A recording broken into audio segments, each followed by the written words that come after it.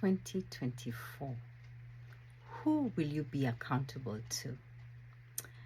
I find when I ask that question to many leaders, top leaders, they go blank. It's almost like they've never thought about who to be accountable to, who they are responsible to speaking about the impact of their actions. And I know when you're chief executive, you will be reporting into a board, but on a very personal level, that private personal level before it becomes professional and public, I think it's important to ask yourself, who am I truly accountable to?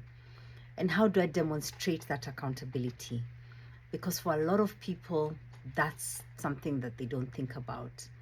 And unfortunately, what happens is that power can really get into your head and heart until you think that you are everything. We are not everything. We are actually created wonderfully and beautifully, but at the same time limited.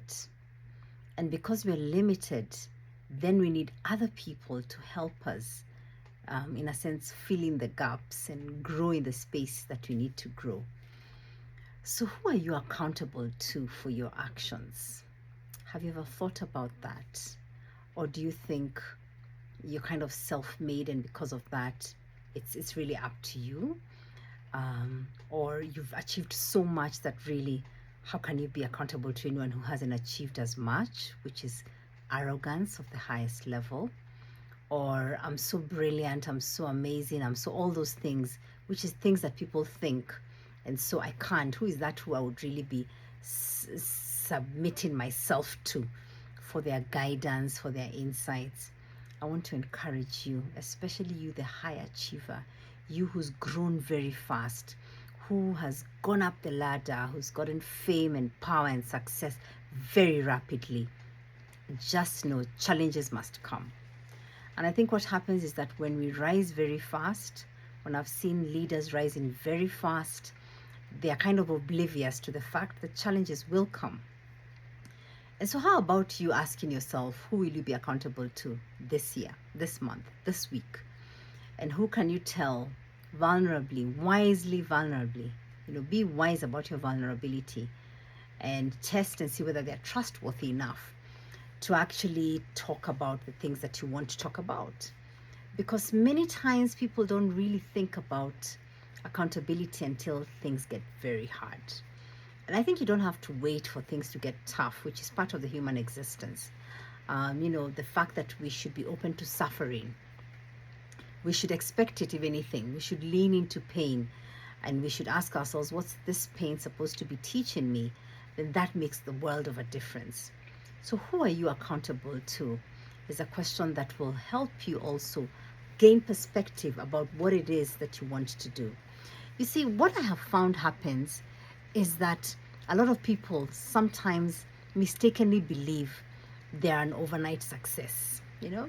I did the work and I got here. And then out there, people actually feel this person who started and just rose to fame, rose to power, rose to impact. But I have found, just like you can hear the rain in the background, it's drop by drop, bit by bit, that gets us to where we are at. And it takes people to have the grace to correct us. It takes those dark nights when you're wondering when the sun will rise to challenge yourself about how you can actually grow and how you can make things better for yourself and even better for others. So don't fall into that fallacy of overnight success. Don't fall into the trap that you're accountable to yourself. Yes, you are. You need to be responsible. But I dare say, if you believe in God, you're accountable first and foremost to God, our maker, your creator, who you believe and have faith in. And then consider being accountable if you're married to a spouse, to a mentor, to a good friend, to a coach, and you can be accountable for different facets of your life. So it doesn't have to be everything you're accountable to one person. And I think it helps hold you in check, because it's very easy to lose clarity and to lose momentum and to go down a slippery slope because you haven't really thought about what it is that you need to be doing. So today I leave you with two questions. Who are you accountable to? And secondly, are you falling into the trap that things happen as an overnight success and you're trying to get into the shortcut mentality? Don't. It never pays. Take the long route, work hard, build your character muscle.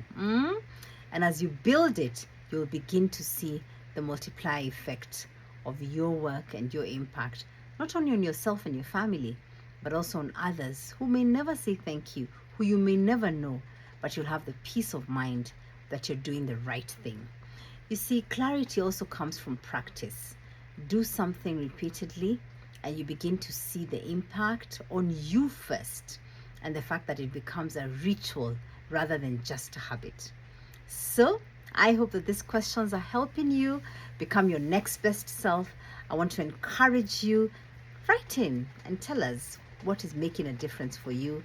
Tell me the areas, what kind of questions you want to ask yourself, how you'd like me to mentor you through our podcast and YouTube channel.